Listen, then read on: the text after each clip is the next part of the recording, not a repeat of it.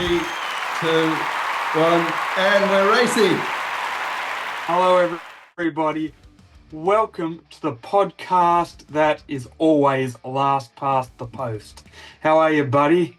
Good. Look, I should have a champagne fluke, but I got like a cup of tea and yes, I should, but it's not. You drink a cup of tea at the Melbourne Cup or no? Kind of. You can. You can, but it's generally just beer. Yeah. Let's be honest. And champagne. The champagne flows with the women. You know. Well, it's 9 You a.m. load them up on a few champagnes. It's 9 a.m. Yeah, absolutely. Mate, I love the effort you've gone to. Yeah. I can't say the same about myself. I tried to look like somewhat of a jockey, but I probably looked more like a wanker at the eastern suburbs who was sort of ordering a mocha frappa latte with half an equal. That's okay. The Cup, Melbourne Cup, is for eastern suburbs wankers as well. Correct. What a day, what an event. The greatest day of the year. Is it the greatest day of the year? It's certainly up there, right? It's up there. For me, it's probably NRL Grand Final day. Yeah. But, you know, it's in the top 5, definitely. Yeah. So, look, a great day ahead for us all to look forward to. I'm glad we made it to the podcast. Myself, I've been pissing out of my ass like Willy Wonka's chocolate fountain all weekend. So thank you to my wonderful daughter, Mia, who gave that to me from daycare. So I've been pissing like a racehorse out of my ass, but we're here. So it's not a wet market. Don't call it a daycare. It's a wet market where you can get all the new germs. It's great. It's great. Absolutely. So to rip off the Band-Aid without further ado, we actually have the Melbourne Cup. It has arrived, my people. 2025, and it's going to be wet. I should have brought an umbrella. That would have been a good... Absolutely. Being the red-hot underdogs, we're probably not prepared for this, but who gives a fuck? Do you actually have the odds in front of you? I can get them. Do you have them in front of you? No, I don't. That would be good. I would have, but for the interest of the argument, I was going to go with... right here. Yeah. I was going to go with TAB, but you got a mate who has a rival betting company called Blonde Bet, we are going to go with them. Blonde Bet because it's Aussie. Hey? Yes. Gamble responsibly. It's Aussie. I'd rather go... Well, I guess TAB. Is TAB Aussie too? But it's just one of the big boys, and Blonde Bet's one of the little fish. But that's all right. So I'll get you to... It's an underdog. It's an underdog. We will actually give out very novice perspectives and opinions on who you could tip, which way you could tip, from very novice, very, very car park level horse enthusiasts. We're not even enthusiasts, but this is like racing tips for dummies. Yeah. So, but if you can just read out some odds from the Blonde Bet, that would be great. I've got them right here. Okay. So you go through the horses and I'll tell you the odds of Blonde Bet winnings. Well, why don't you go from top to bottom? How about a win and a place? Okay. All right. Yep. I know it'll take a little bit, but it lets out the format. So win and a place for each one. You got it in front of you? Yep. So horse number 1, Al Riffer. Okay. Al Riffer. The jockey is Mark Zara. Trainer Joseph O'Brien, and it's... We don't need to know all that. Just give us winner and a place. That'd be... you mean... Yeah, okay. You want me just to say who's going to win the thing? And just the odds. Yep. Hang on. Let's work out what you're asking, mate. You want me to tell you all the horses or just who I think will win and place? No, the horse. Al Riffer... paying $7.50 for the win, $8 for the place. Okay, I just got the win here. All right, just do the win. The win is good enough. Okay, all right.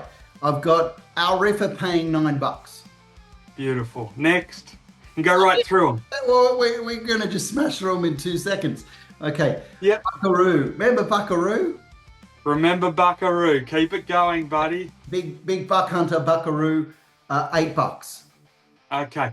Just drop the tea for a minute and just smash through it. Smash through it. Okay, all right. Like a hot knife through butter. Arapaho, Yeah. $51, roughie. Okay. Bourbon, $26. Chevrolet, now you got me pronouncing stuff I can't. Chevrolet Rose, $51 in the Yep. Pressure Nocturne, Pressure Nocturne, $9. That'll do it. Yep. Middle Earth, straight from Lord of the Rings. Lord of the Rings. $34 in the Yep. stars, blue on yellow stars. Beautiful. Gotcha. Mian, Yes. Meydaan, Medan. Maydeen. That'll do. Yep. $17 in the yellow. Oh, Meydan. Yes, Meydan. All right. $17 Yep. in the yellow. Absurd. We've heard that horse before. Absurd's a good. Yes. From last year's episode and last year's Melbourne Cup, in fact. $21 for Absurd. 21. Beautiful. Flatten the Curve. Yeah. Is that what all the flat earthers believe or putting Yes. on? Or it could be a hairdresser's reference, whichever one. Yep. Flatten the curve. $31. Yep. Okay. Land Legend. Yes. Land Legend. Your tip from last year. Land Legend. It was. $101. As much as I like that, not going with it again. I think I had that in my top 3 last year, but we'll get on to both of our tips. Yep. Are there many more to go? Yep. We're up to number 12. Smoking Romans. Okay. Think of all these Romans in their Roman gear. Paying. Yep. $101, roughie.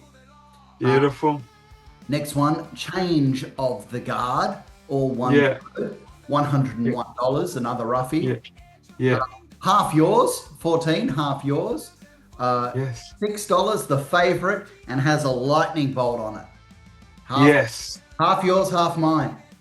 Sounds good. And if you do your money on half yours, it's giving a great big fucking up yours. Yeah. Up yours to the half yours. Okay. Absolutely. Next yours, we've got Further. I know a dirty about Further. Do you remember that one back in the day? I do remember that joke. You remember that one? I remember that joke many decades ago. We might tell it later if we've got time. If we got time. $23 for Further. Great joke. Great dirty joke. One of the first dirty jokes I ever heard of, that one. Yeah, not too bad. I told my mum and she slapped me across the face. Anyway. With that joke? Yes, with that joke. What's the next one? It was a ballsy move, I know. Okay. 18. Parchment Party? Is that Parchment Party? Right, well, you know what? Yeah. Next year, I'm going to take this fully upon myself to read out the odds. I didn't know I had to do this. This is just showing me. I don't get organised. I make tea. Mate, you had a private school education. I'm giving you no pass on this. Waste of money. Okay.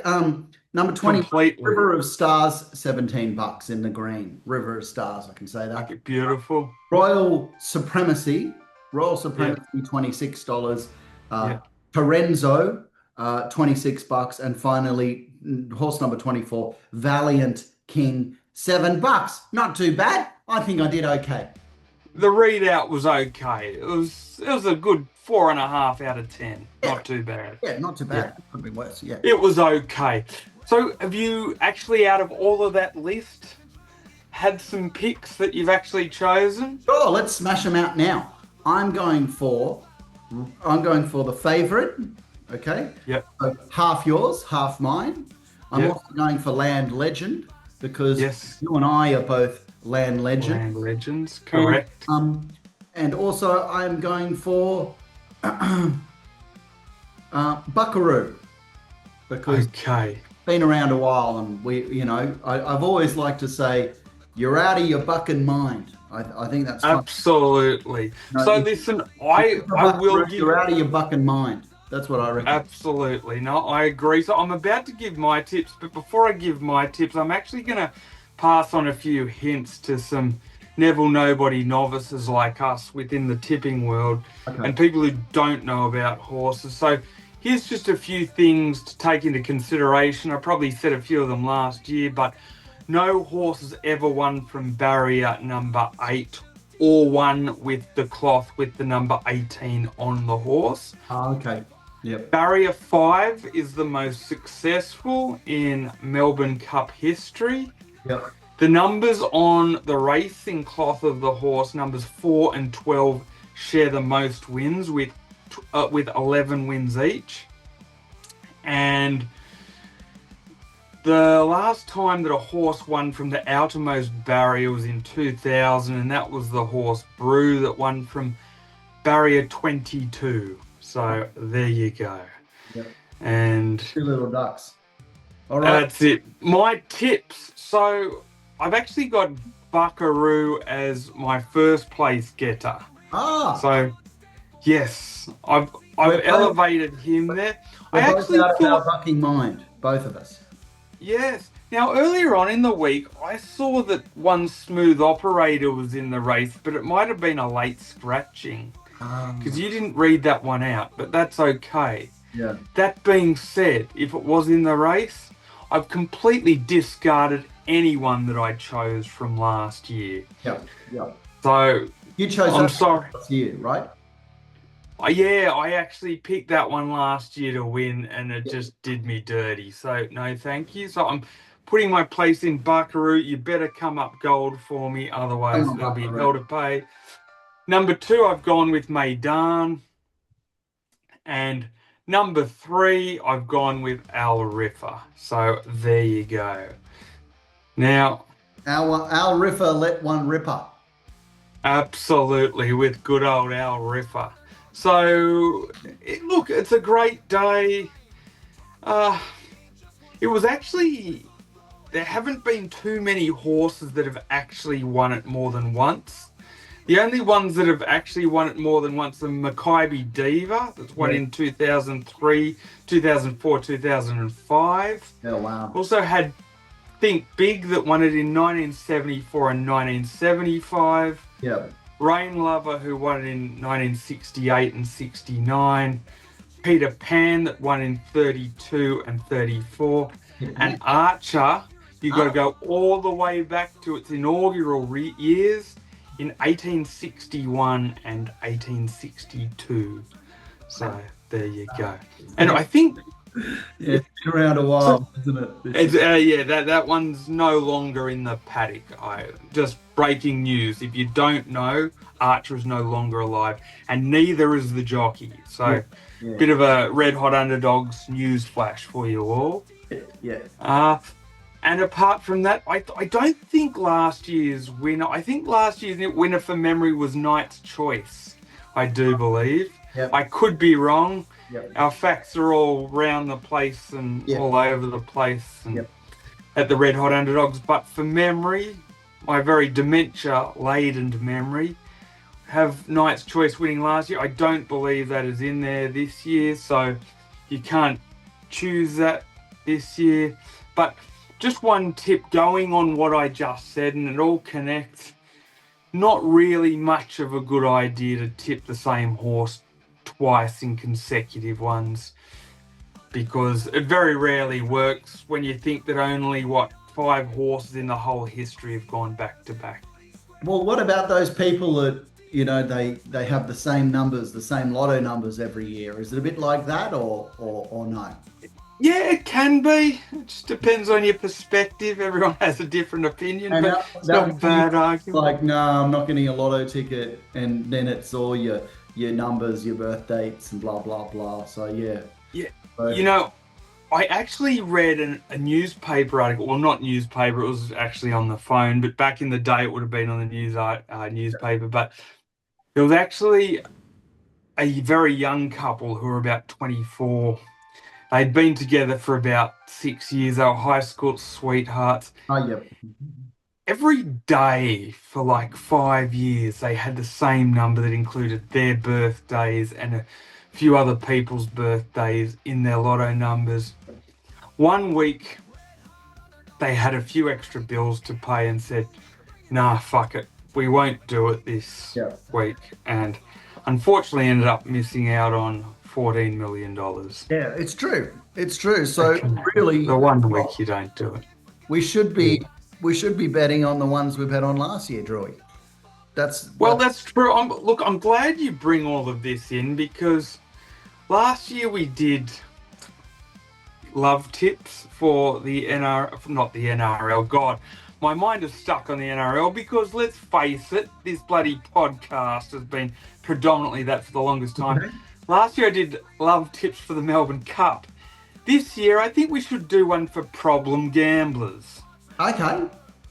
Yeah. Okay. Now, we shouldn't be condoning this here at the Red Hot Underdogs and for Melbourne Cup, but let's be honest, problem gamblers are shitbags that won't learn. So, look, you could wheel out Dr. Phil or Winston Churchill. It ain't going to make a fucking difference. Yeah. It's always going to be everyone else's fault. Yeah. And they're going to end up in the same place out of pocket. Yeah. Yep. And even with these tips, they've probably already thought of these anyway, because they've had a long history of being some sort of scumbag gambler that always ends up on the wrong end of the equation. Exactly. So, I've got my own tips. Have you got some? You mean the tips of love, you call it? Yeah, no, tips for problem gamblers if you don't have enough money. Ah, okay. How to obtain such funds. Now I want to hear yours first, and I'll build on them. That's what I'll do. You know. Okay. So what I've got, I'm gambling on yours being good. So what I've got is the medical loan. So like selling my daughter, selling your blood or something like that, right? Yeah, my daughter, my son, my wife, my mother, they have cancer. Yeah. I need an extra $100. Can you loan me $100? I need it for their, or they've got leukemia. I need it for their chemotherapy. I don't just have it on me right now. People should sell their left kidney or their liver or one of their lungs or something like that. You're not saying that. So you obtain the funds from a person that you know. Yeah. They give it to you. Voila. Yeah. Just like thousands of times before you lose, you might win. Good luck to you if you do. Yeah. The celebration isn't going to last because you're a problem gambler anyway. Yeah. Yeah. And people are going to run through this whole situation again. So that's what I do. Mm-hmm. The other thing is don't use a pet's medical expenses because people are just going to think you sound pathetic. So then they're not going to lend you money. I'm sorry, they're just not. And particularly if they came up to me because I'm not a pet person. Yeah, I think you're wrong. I think there's a lot of money, a lot of people. If you said to someone, look, give me some money because I need an operation on my cat or dog or guinea pig, would fork out cash. Yeah, maybe. Not maybe. I think that not maybe. I'm sure of this. You could be right, but I think you got much more success doing it with my daughter, my son, my wife, my mother. Agreed. Yeah. Yep. Because and I get it, because for every pet lover, there are people like me who go, get that shit out of my face. It's your fucking pet. If it's not your initial family, I don't give a shit. Your pet's good to pat. And I feel for you, but $100 is too much. It's your son, your daughter, your wife, your mother, your father. All right, I'll give it to you. But if I know they're a problem gambler, I'm going to be like, hey, don't bullshit a bullshitter. I know where you're coming from. The other one is somebody that you know, that they know. So if you're a problem shitbag gambler, you've got no morals. If you know someone in your life that's got horrible dementia, they're probably a good person to acquire some funds for. Again, the Red Hot Underdogs does not endorse such actions. No. But such people can be used as a very convenient ATM machine. Yeah, true. If you're going to borrow money off somebody, you're better off borrowing it off someone who can't remember it. Correct. Well, and don't get too comfortable. On not giving it back. Yes. That's if you're that type of person that doesn't pay back their debts. But if you are, then I guess it doesn't matter. No memory, it's just the same. This comes with a strong caveat, though. Yeah. Do not blame the red hot underdogs if you end up in jail or No. on a current affair because No. you become too used to the dementia-laden ATM machine. Yes. So, and the very last, and I don't think this is as low as the dementia ATM machine. Mm. If you got kids, your kids' piggy bank. Oh, robbing off your kids. Yeah. You're running short on funds at the present time, and you pull Yeah. out the old sledgehammer and Yeah. crack that fucking porcelain piggy to Yeah. smithereens. Yeah. And go through those dollar coins. You're a dirtbag, but don't come to the red hot underdogs and tell you that we didn't give you any advice for Yeah. your shitbag habits. Yeah. Yeah. Yeah. Well, you get them here, don't you? Yeah. Absolutely. God, I'm sounding like an absolute shitbag myself. It's okay to give advice that people can take it, people cannot take it. It sounds like I know this advice a little bit too well, yeah, so. yeah, it does. It certainly does. It really does. Cheers to that, Joy. Melbourne Cup. Cheers to that. The other thing things I like and don't like about the Melbourne Cup. Yep. So, definitely what I do love, this is going to sound sexist, this is why we got such a horrible algorithm and shithouse viewership, but I don't care, I'm going to die on the hill. Yep. One thing that I love about the Melbourne Cup are the absolute fucking smoke shows. Yep, the Phillies, the hotties, they're everywhere. The hotties. The dresses, the hats, there's hotties everywhere you look, and they're drinking. Absolutely. So if you're a white cold snowflake, I don't give a fuck. I'm a red hot underdog, and what do we like at red hot underdogs? We like the red Phillies. hot fucking smoke shows and Phillies. Yeah, we like. You are right. Yeah, you know, like the hotties. You know. And every now and then, every bloke needs to clean out that fucking stable bay. So exactly, not a problem. Exactly. But the girls love it too. The girls love dressing up as well. Yes. It's a chance to dress up, put your hats on, put your dresses on, put your high heels on, and smash that champagne. Now, I got a question for you, Drewy. Yes. In Victoria, it's a public holiday. Yes. In everywhere else, it's not. No. Some workplaces are awesome on Melbourne Cup. Like yes. some workplaces are tits on a ball. But one thing's for sure. You're better off, this is what I think, Drewy, you're better off actually being not in Victoria, yet being one of those companies where Melbourne Cup is awesome on Melbourne Cup, because you get paid, you go into work, you do a bit of work for an hour or two, and then lunch starts, and it's a big boozy lunch. You watch the race, and everybody goes out and parties. I think you're better off. Actually think you're better off not having a public holiday on Melbourne Cup.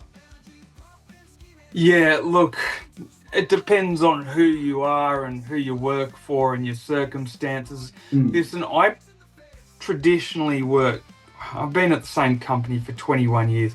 Melbourne Cup for me is hit or miss. Some days we work right through and we don't get a fucking look in. Yeah. Other years we'll just make it to the pub just in time. Yeah. Sometimes we only get the last 30 seconds of the race. Other years are golden where we get the entire race. Yeah. So the company I work for, it's just a complete fucking lottery. And I would say more often than not, we've ended up on the shit end of the equation where hearing the winner afterwards or listening to it in the ute on our way between jobs. I will say this, last year I had the golden moment, and I hate emotional and mental breakdowns on anybody, but in this particular occasion it was a good one because I had a great big list to do with one other person. There was no way known we were going to be able to watch the Melbourne Cup, but the person I was meant to work with had emotional breakdown and they needed to go. They needed to go home. They demanded they go home. Well, they needed to go home to watch the Melbourne Cup. No, it was more than this. There were tears. So I'm like, you know what? go home, get Go yourself home. emotionally stable, emotionally right. Yep. I was doing my fake psychologist, fake Dr. Phil. You'd be a great psychologist, Drewy. You'd be a great one. Great. It's the old gift of the gab. I'm also a bit of a snake oil salesman. I Yeah. made it sound as though I cared, and then I Hey, called the boss you would and I said, sell "Look, I ice can't to possibly Eskimos. do my list." Yeah, Huh? you'd sell ice to Eskimos, and you. But anyway, keep going. And then what happened? Yeah. And then I said, "I can't possibly do my list." I got there in better than even time, even half an hour before the race started, settled down with a cool drink, got to place a bet, and enjoy the entire race. Yeah, wow. Here. Yeah. Here. With a couple of extra people from work, because I said, "Hey, drop everything. I'm here at the race, watching it at such and such a pub. If you can't make it, you deserve to be able to watch it just like I can. Yeah. Fuck what the boss thinks. We'll all explain it tomorrow." And the boss was okay with it. Yeah. It's once a year. Like, really, it's It's once a year. It really is once a year. It is. I remember, I think it was last year or the year before, I was caught going between jobs, and I was actually, when the race was on, I haven't told Yes. you this, I just remembered it. I was driving by myself over the Harbour Bridge and just Yes. listening to it. I know that's not as cool, Nah, but that's okay. but it actually felt really special. It really, Yes. and I'm just, wow, what are the odds of me, I didn't know where I was going to be, and I'm sitting, Crossing an iconic landmark. yeah, just by myself, and it was actually awesome. Cheers to that. Yes. So cheers to that. Oh, It's great. Yeah, I also forgot to put in, which I'll do now. Yeah. So I don't want to forget this before the end of the show. do it. Traditionally at the Red Hot Underdogs, when I say traditionally, using that word very loosely, we've only had one previous Melbourne Cup As loose as- episode. Yep. But it's still traditionally. It's a tradition. It can be tradition, and you've never done it. Correct. Say it's tradition, and it is. My Stairway to Heaven tip. Now, that's the horse that dies before the end of the race. So, no guarantee that there will be a Stairway to Heaven one. Yep. For the record, 6 horses have died during the Melbourne Cup. Again, we don't celebrate horse deaths or any animal deaths, but So, hey, can you say that again? 6 horses have died during the race, or has died soon after, or what about specifics? don't quote me on this, but I think 4 died during and 2 died after. Yeah, okay, but shortly after, like they, Oh yeah, very shortly after. Yep. Not enough to have 2 beers worth after. Yeah. But they sometimes they just get shot. Yeah, within an hour after. Yeah. So my Stairway to Heaven bet is actually River of Stars. This is my Stairway to Heaven bet. Actually, the stars, the river, Yes. Stairway, heaven. That's The where name matches it. Yes. Heaven is up in the sky, and hell is down below. Isn't that right? If the label on the tin is going to represent a Stairway to Heaven bet, it says it all over River of Stars. So that's the other one. Things I don't like. Okay, probably the Bad Fate Tans. There'll be plenty of those. Okay, so we've done things you do like about the Melbourne Cup. Now we're getting on to things you don't like about the Melbourne Cup. Okay. I think all we got to was smoke shows and the atmosphere. That's all you need to say. That's all you need. There's parties. It's a great day. Okay, what do we not like about the Melbourne Cup? I don't like, every event now is politicized. Yes. AnzaK Day, it's not respected. Welcome to your own country. Christmas, it's not respecting that religion, it's forcing this. We only got 10 minutes. 10 minutes. Beautiful. Yeah, I know what you mean. This is too politicized, because it's it's cruelty to animals, I gotcha. In the middle of a cricket test, everybody's got to stand up wearing a pink shirt like they're dressed like a little baby girl. So I get it. Yeah. Politicized. You know. And so, like, everything is politicized. I just feel like Melbourne Cup is a little bit less politicized. Yeah, no, I agree. Yeah. Things that I don't like about it are the pretentious marquees. You know, you've got these rich snobs in the bloody, VIP only area. Yeah. You've got to be exclusive to get in here. Yeah. You know what I want someone to do? I want a great big bogan to walk in there, punch the security guard at the front of the marquee. Yep. And then in front of everyone, undo his fly and flop out his nuts and dick into a great big plate of caviar. You watch some old biddy in the corner clutching her pearls, dying of a heart attack. Yeah. We're halfway through a cucumber sandwich. Halfway through a cucumber sandwich. Mate, the cucumber sandwich is the cherry on top. Absolutely. You're right. It is the day of class in regards to class system. You know, that you got those people and you got those people. Mate, every country's got it, mate. Every country's got it. But Melbourne Cup, you know, if you can afford to go in that little room, you're in a different class. I've got to say, that cucumber sandwich bit that you just put in there, that was a fucking Rembrandt masterstroke. Oh, thank you. Yeah. Beautiful. Have you ever had a cucumber sandwich? No. Do you like cucumber? Oh, it's okay. I wouldn't walk over hot coals for it, but some people don't eat the skin of cucumber. You eat the skin. I bet you do. You eat the skin of cucumber, right? I don't know. Like, it doesn't really excite me. For me, it sounds a bit like sitting down at a party listening to an accountant talk about an invoice. Yeah. Okay. It's kind of that level of excitement. Cucumber.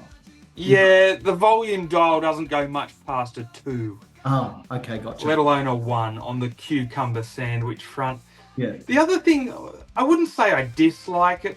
Yeah. I'm sort of in between about it. There are good bits and bad bits. Bad bits because I feel sorry for the person. Good bits because you can pay out on it. Bad things about the Melbourne Cup. So you need this one. Yeah, I know. I'm with you now. Okay, we're back on to bad things about the Melbourne Cup. Hit me. Probably the fake tans. Oh yes, you quickly said that before. So yeah, a lot of people will tan up before. Yeah. But Drewy, what do you prefer? Fake tans or skin cancer? Yeah, you're probably right. I prefer fake tans. You know, they look okay on the females. The most disturbing one is the males who get a fake tan. Yeah, and you're like, hey, Kev, and you get some people who don't have the money to actually go get a proper spray tan. Yeah. They get the bottle tan. So the worst is with I was a teenager. Did you ever do it? Oh, no. The worst is with a bloke because you're like, hey, Kevin, how come you've got an orange face but a white neck? So, I could only afford the bottle. Just the face. You just orange. You've forgotten the neck. Yeah, it's like a mask. But yeah. Anyway, I think you're right. There are a few fake tans popping out around Melbourne Cup, but it's going to be a wet one, you know, this Melbourne Cup. So there's going to be a lot more jackets and rain. You know, there's going to be less fillies showing their good thing. You know. Yeah, absolutely. Yeah. And the other thing to look out for, obviously, this is, you know, we provide this each year. It's nothing new, but if you're in a workplace, beware of the pseudo fake punter, the guy that's been up all night studying the form guide, but you've never heard him mention horse racing ever in his life. Suddenly an expert. Yeah. Suddenly an expert. Plenty of them, you know. Yeah. Like Dexter in the accounts department. The guy's never put in 2 minutes of manual labour in his work in his entire life. He's never put in 2 minutes of manual labour, but all of a sudden he knows about horses. He's never watched sport. Yeah. He's probably the most feminine person you've ever met as a male. Yeah. But all of a sudden he's an expert on horses. So beware of that guy. Yeah, beware of that guy. Yeah. I can't think of anything else I don't like about Melbourne Cup because it really is one of my favourite days of the year, you know. Yes. And that's all I got to say about it. You know, one other thing I will mention that the race record for the attendance is actually 2003 with 122,700 people. So there's a statistic. We'll see if they can beat this year. I don't think they will because of the rain. The rain. People aren't going to go in that rain because you're actually outside in the elements watching it. Everybody, even the hoity-toities are. And I know I showed this last year as well, but look at that. Yes. I was there with Grovesy, 2010 Emirates Melbourne Cup. That's one thing we have forgotten to mention this year. Last year we gave away a prize for the first person who mentioned something in the comments section. They still didn't end up getting their prize. Nobody said congratulations. No one said that the Red Hot Underdogs were good at keeping their promises. Yeah. This year we've got a great unofficial sponsor in Everest Hemorrhoid Cream. Yes. Ain't no mountain high enough. If you are lucky enough to put the first comment in the comment section and somehow get in touch with the Red Hot Underdogs, we will provide you with 3 tubes of Everest Hemorrhoid Cream sold at all good and bad pharmacies. Jesus. Everest ain't no mountain high enough. Yeah, wow, that's the first. That's the first. So there you go. We've actually acquired a sponsor on the side. I've been doing my unofficial negotiating outside of the Red Hot Underdogs. So I'll send you a tube. Like and subscribe. Hey? Like and subscribe, that's true.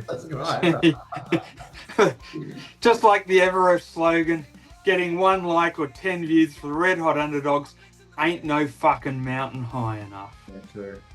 All right. All good. Any other sports to end it on? There's 2 minutes to go. Oh, not a lot. Look, it's out of season, so I don't really give a shit, but apparently the Kangaroos beat the English in the so-called Ashes in the rugby league overnight. Do you like 14 to 4. The Ashes? Is that a bit funny? I think it sounds a bit shit. It doesn't suit it. Yeah, because I can't remember them calling it the Ashes last year or before. Is that a new thing or? I think so. I think they've tried to be clever with it, but it just doesn't go. Yeah. For me, it's exclusively reserved for cricket. It just sounds wrong. Can Cricket Australia say you're not allowed to call it that? Oh, I don't think they care, but they can, but I don't think they give a shit. For the record, the Kangaroos won 14 to 4. It was 4-0. Actually, I think it was 4-all at half-time. Yeah. 2 penalty goals each. Yeah. Sounds like a pretty boring game. Could have been a good game. I didn't give a shit. Yeah. I could have got up at 1 o'clock in the morning. I didn't. No biggie. You asked me to add something extra. Something That's else what I brought to a very bare table. You heard that the biggest national fight or domestic fight, and we've got Nikita Zoo that was in that car accident and Zarafa that has been announced. Yes. Which is I was about to say to you, guess which day, and I just said so it's a Friday. Could be on a Friday. There you go. You know that too? Why?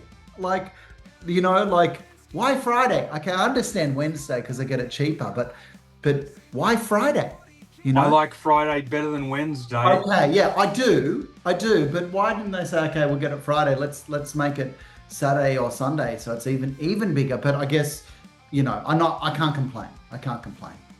You know what? Friday, Saturday or Sunday for fights are really good whichever way you look at it. Okay. I just hate that traditional Wednesday. There's a reason they do it if you're a fight fan. This is the reason.